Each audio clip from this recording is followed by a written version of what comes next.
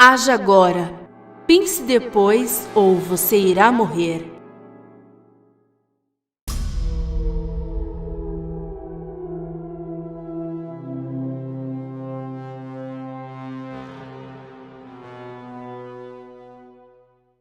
Em 28 de agosto de 2003, um ladrão entrou na PNC Bank Erie, Pensilvânia, com a intenção de roubá-lo e obter um saque de $250 mil em dinheiro.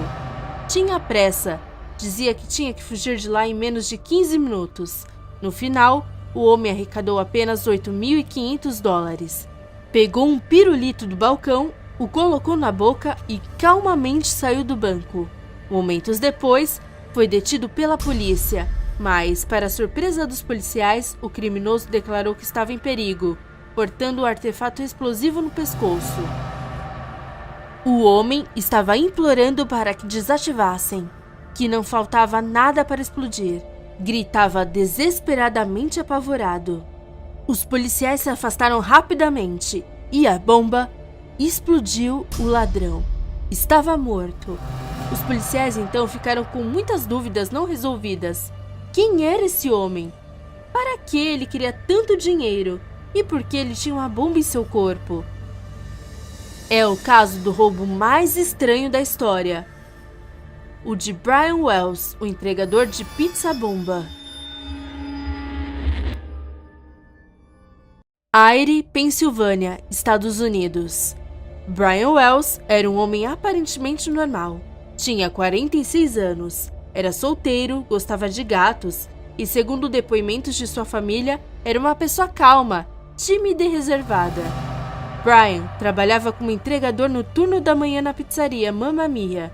Era um bom profissional, nunca se atrasava para o trabalho. E apenas uma vez em seus 10 anos de trabalho, avisou que se atrasaria, pois um de seus queridos gatos havia morrido.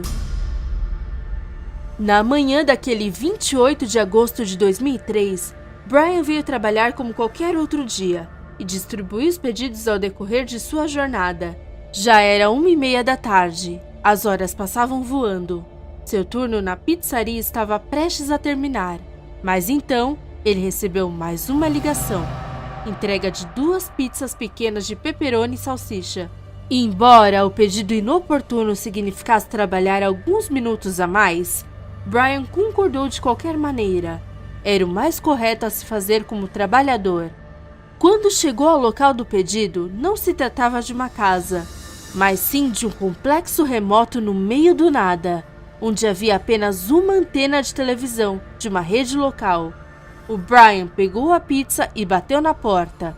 Então, 2 pessoas começaram a lutar com ele, amarraram uma bomba em seu pescoço, o vestiram com uma camiseta com a palavra "Adivinhem", escrita à mão, algo que deu ao caso ainda mais mistério. Lá, deram a ele uma série de instruções que deveria cumprir. Estavam manuscritas em folhas brancas e continham desenhos ilustrativos para melhor compreensão. O Brian deixou o local aterrorizado. A primeira ordem dizia o seguinte: só há uma maneira de sobreviver a isso, e está chegando ao fim. Este poderoso dispositivo explosivo só pode ser desativado se você seguir as nossas instruções. Haja agora. Pense depois ou você irá morrer.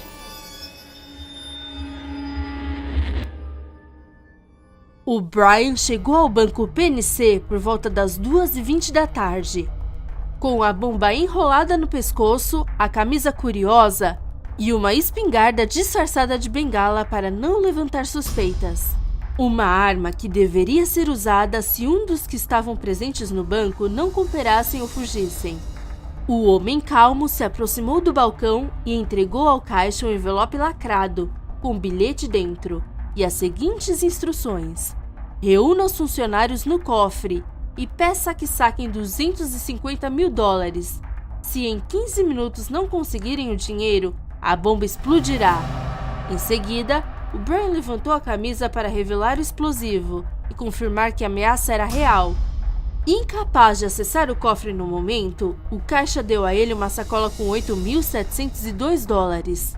O Brian aceitou de qualquer maneira e deu início à próxima instrução: dar ao caixa a sua carteira de motorista para entregar à polícia.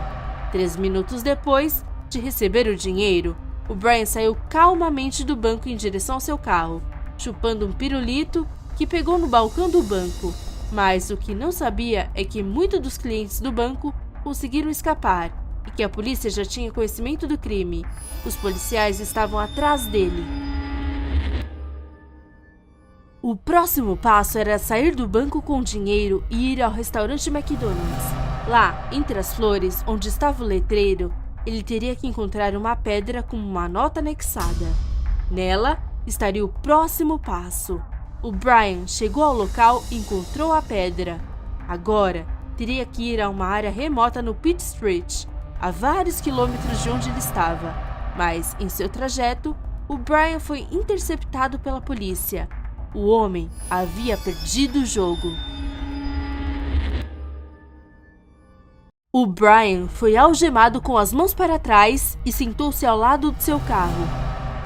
Então, desesperado, disse aos policiais que estava sendo forçado por 2 homens a assaltar o banco, que tinha uma bomba amarrada no seu pescoço e que teve que seguir uma série de instruções. O tempo estava se esgotando. A bomba explodiria a qualquer momento. Brian gritava: "Vocês já ligaram para o meu chefe? Isso vai explodir! Não estou mentindo!" Estava desesperado. Os policiais finalmente solicitaram o esquadrão antibombas e se esconderam atrás das viaturas. Tudo estava sendo transmitido ao vivo. A cidade inteira estava comovida.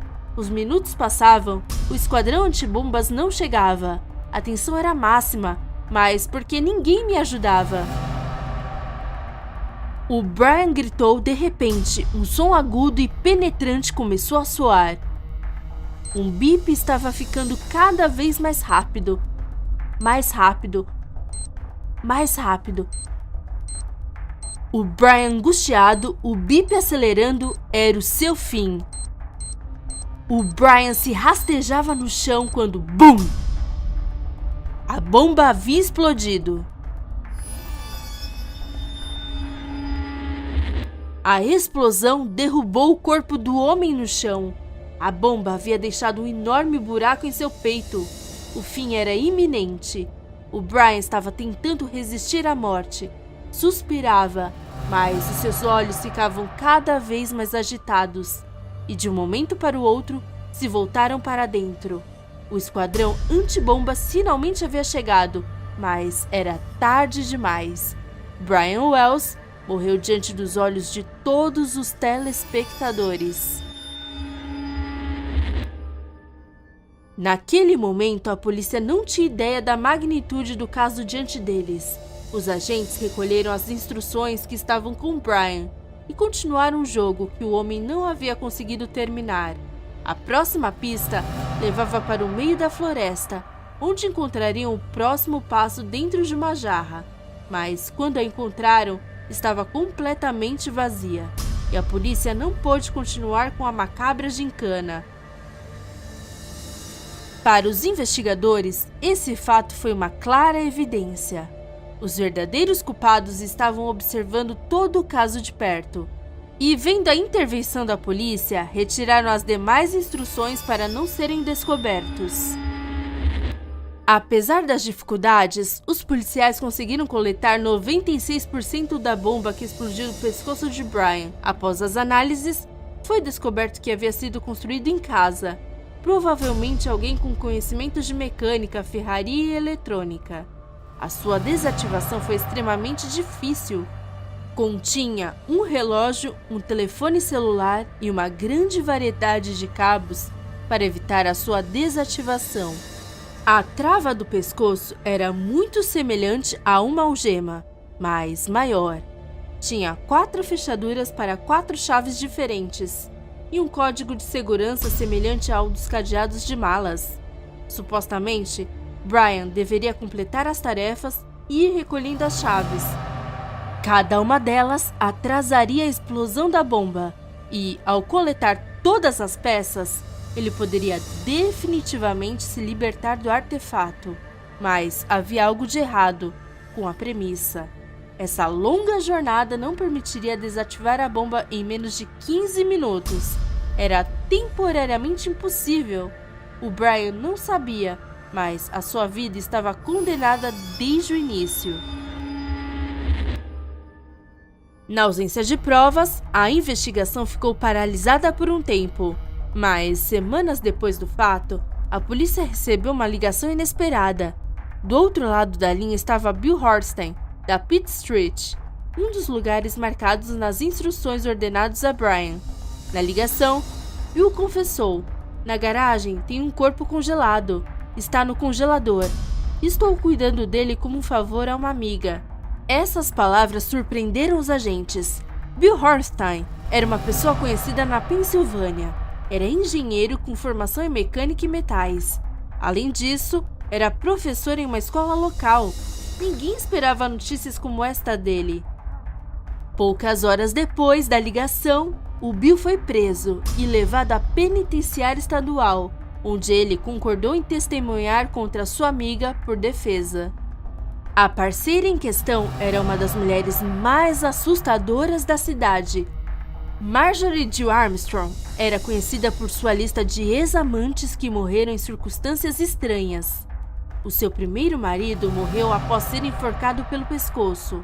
O segundo morreu de hemorragia cerebral após cair e bater com a cabeça em uma mesa de chá. E o terceiro foi baleado na cabeça.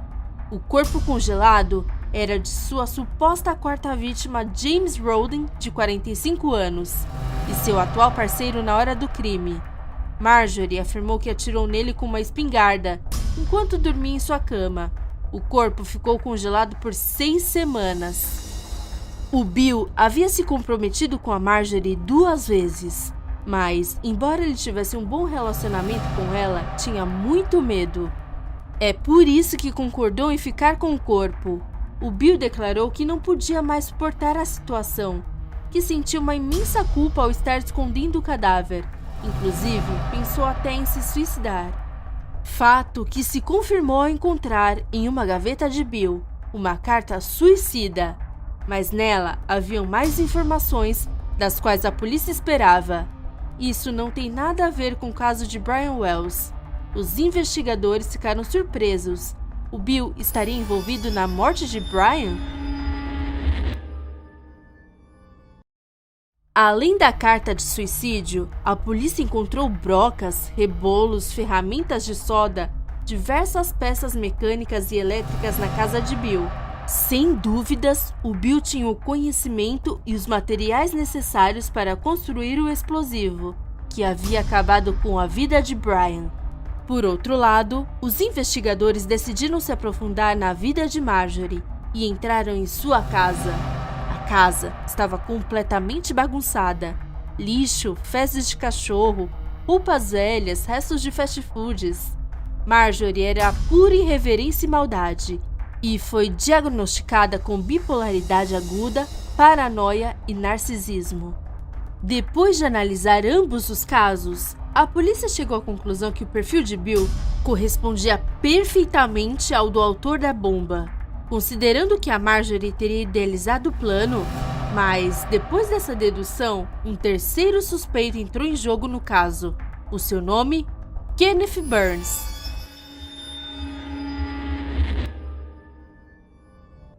Kenneth Burns era um amigo íntimo da Marjorie.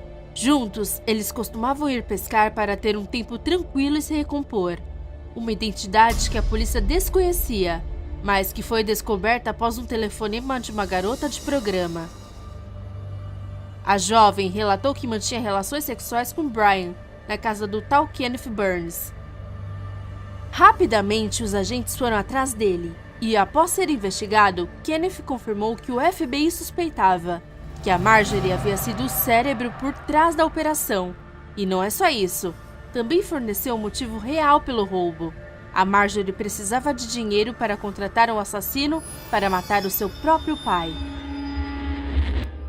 Durante semanas, o FBI investigou as conversas de Marjorie na prisão e descobriram que a mulher havia matado o seu último namorado enquanto ele estava dormindo, pois ele havia ameaçado a expor o plano do roubo. Mas não foi a única coisa que o FBI descobriu. A Marjorie também afirmou que o Brian estava envolvido no caso desde o início, o que nos leva à próxima questão: Brian Wells é vítima ou culpado? Duas coisas podem nos levar a pensar que o Brian estava no plano de roubo desde o início. A primeira coisa que se destaca é a notória serenidade e calma de Brian durante o assalto. E a segunda, que jamais houve qualquer prova de que foi ameaçado de cometer o crime. A investigação concluiu no final que o plano foi criado para que Brian fosse absolvido caso fosse preso, graças ao uso das pistas e da bomba como álibis. E por outro lado, caso Brian morresse, não poderia mais divulgar informações sobre os outros cúmplices. Em 2007, após 4 anos de investigação e mais de 1000 entrevistas, o caso foi declarado encerrado e o seguinte foi decidido: Marjorie e Kenneth foram os idealizadores do crime, e Bill e Brian agiram como conspiradores para cometer o roubo. A Marjorie seria condenada a 30 anos de prisão e morreria em 2017 de causas naturais. O Kenneth seria condenado a 20 anos, mas morreria em 2019. E o Bill, por sua parte, morreria de câncer terminal 1 ano depois de entrar na prisão. A última reviravolta do caso foi a opinião do investigador do FBI Jim Fisher. Nele, declarou abertamente que tudo havia sido uma farsa, que a vida de Brian estava condenada desde o início. Em suas próprias palavras, tudo fazia parte do plano. Um assassinato em primeiro grau, um homicídio intencional e premeditado, uma execução realmente cruel. Embora o Brian tenha sido acusado de conspirar o caso, a sua família ainda afirma que ele é totalmente inocente. Mas a ideia de que Brian era simplesmente o entregador de pizza no lugar e na hora errados parece insuficiente para explicar o roubo mais estranho da história, a busca por um assassino, o assalto a um banco e uma explosão mortal. Eles frustraram um futuro assassinato, um crime que desde o primeiro momento nasceu imperfeito.